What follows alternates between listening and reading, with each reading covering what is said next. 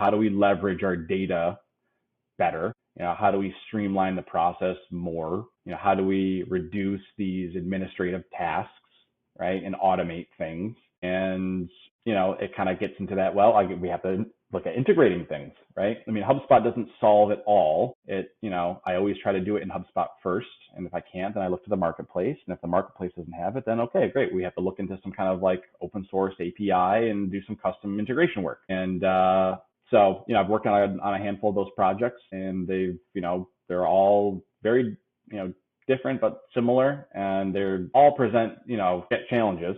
It's definitely nothing. There's no cookie cutter like exact playbook for any of these things. I think the key is like you work with good partners, and you ask good questions, and you don't rush things, and you plan, right? You fail to plan, you plan to fail, kind of a deal. So I'm excited to kind of talk more about integration use cases and what other folks are doing out there, and kind of just chatting about like, well, how do you approach these things? Like, when are you ready for integration?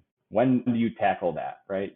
Crawl, walk, run kind of stuff. What phase do you do it in? Because it's not usually phase one. Yeah. So I'm excited to talk about some of the stuff that we've worked on.